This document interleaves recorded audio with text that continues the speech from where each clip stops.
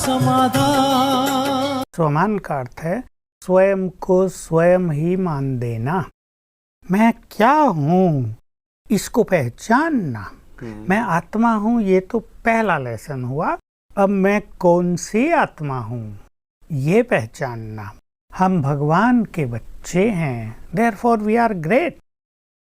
तो हमें ये स्मृति आ जाए कि हम पापी नहीं, हम बहुत पुण्य आत्माएं हैं। हम तो देव कुल की महान आत्माएं। भगवान ने हमें याद दिलाया, तुमने सतयुग और त्रेता युग में 21 जन्म देव स्वरूप में लिए हैं। तुम्हारे अंदर देवत्व है। याद करो मैं देव कुल की महान आत्मा हूँ, तो वो देवत्व तुम्हारा उजागर होगा। मैं महान आत्मा हूँ, तो अंदर में सोई हुई महानताएं जग जाएंगी।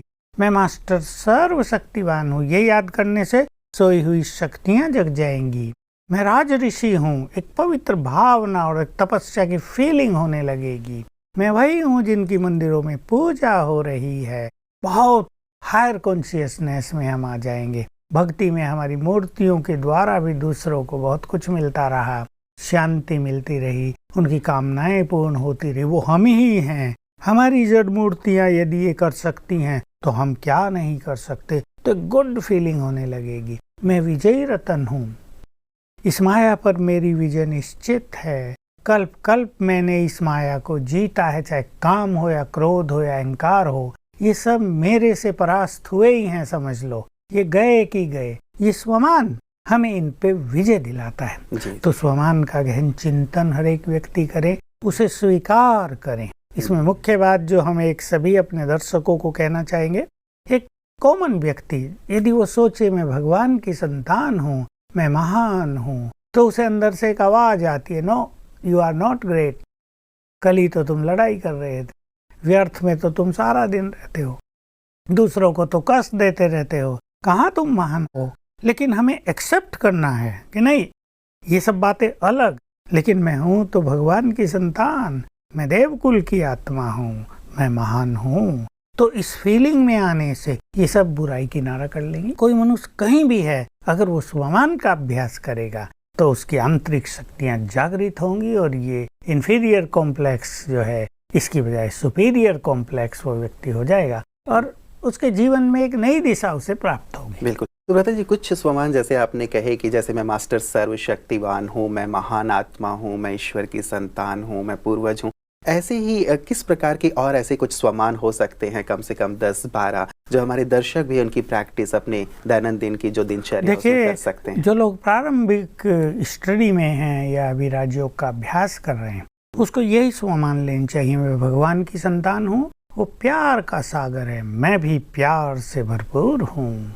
फीलिंग दे अपने को, मुझे किसी की और प्यासी नजरों से प्यार के लिए देखना नहीं है, मैं तो स्वयं प्यार से भरपूर हूँ। मैं शांति के सागर की संतान हूँ, असीम शांति मुझ में समाई हुई है। मैं तो उसकी संतान हूँ जो सुखदाता है, मैं भी सुखों से भरपूर हूँ, मैं बहुत सुखी हूँ, मैं तो परम पवित्र हूँ। परमात्मा की संतान है, पवित्र नहीं हो सकते। मैं आत्मा तो परम पवित्र हूँ, मैं आत्मा बहुत शक्तिशाली हूँ, मास्टर सर्वशक्तिवान हूँ। ये स्वमान पहले इनका अभ्यास करेंगे तो इससे सोल कॉन्शियसनेस बढ़ेगी। ये जो बॉडी कॉन्शियसनेस बढ़ गया है ना, जी, सभी समस्याओं का मूल ये बॉडी कॉन्शियसनेस है।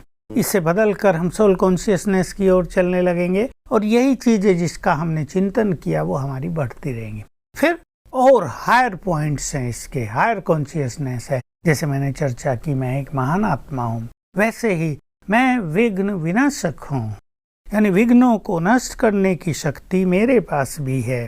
विघ्न विनाशक जो मंदिरों में पूजे जा रहे हैं वो कहीं ना कहीं मेरी ही यादगार है। मेरे पास ये बहुत बड़ी शक्ति है, मुझे अपने विघ्नों से परेशान नहीं होना है, उनको नष्ट करने की पावर मेरे पास है। ऐसे ही मैं राज ऋषि हूँ, मैं संपूर्ण प्रकृति का मालिक हूँ, मैं हीरो एक्टर हूँ, मैं तो सभी आत्माओं का पूर्वज हूँ।